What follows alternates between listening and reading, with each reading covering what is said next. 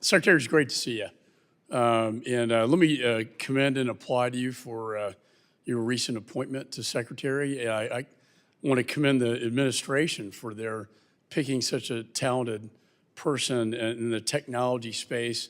You know, I've been to your Hill or Valley to the Hill, summits here on the Hill, talking about technology.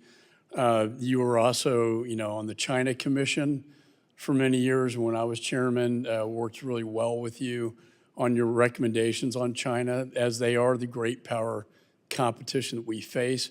And I know your personal views about China and your public views, and they pretty much are the same. And it is that China is the greatest threat that we face today. I wanted to give you an opportunity, if you haven't so far. I know this Pax Silica is a very interesting concept to me.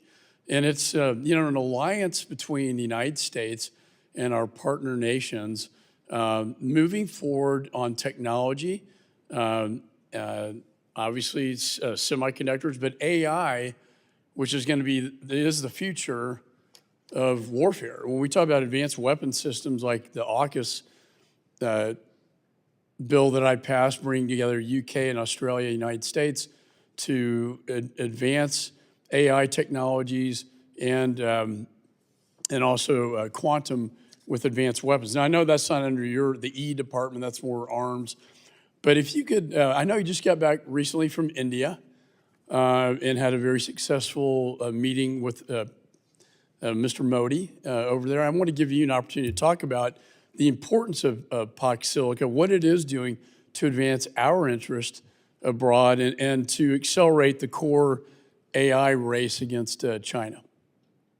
Thank you so much, and I'll be brief to be mindful of time, but I completely share your sentiment. It's great to see you, and you were indeed at the very first Helen Valley Forum many years ago, so it's been great to work with you all these years.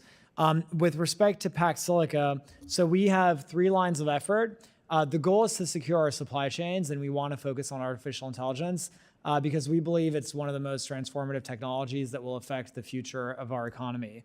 Our 3 lines of effort include membership, so focusing on being very deliberate and strategic about the composition of the group. The group now includes Japan, South Korea, Singapore, Australia, Israel, the UAE, Qatar, the UK, and Greece. We included India just about 3 days ago, and Taiwan is also part of the group. The second track is projects, infrastructure projects. When it comes to projects, we're focused on logistics, infrastructure, and industrial capacity.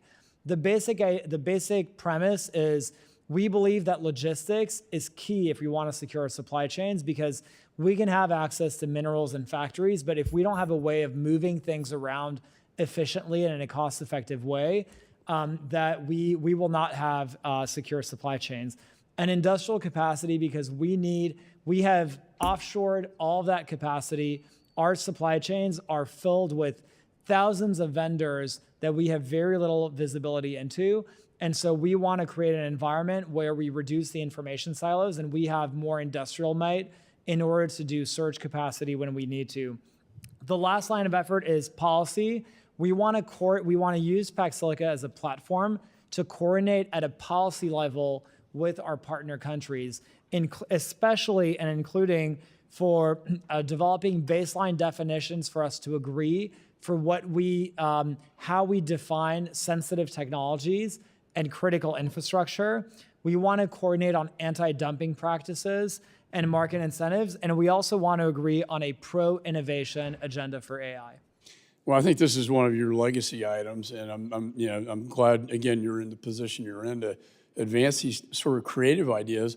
I always find, Mr. Chairman, when you have an economic alliance with countries, in addition to the weapon sales that this committee does, but military, but then the economic and diplomatic efforts really solidify those alliances with a common goal against our adversaries. And I think that's precisely what Pax Silica does. And I look forward to hearing more good news from you on that issue. And let me commend you for your service, sir. And with that, my time's expired. I yield back. Thank you, Chairman.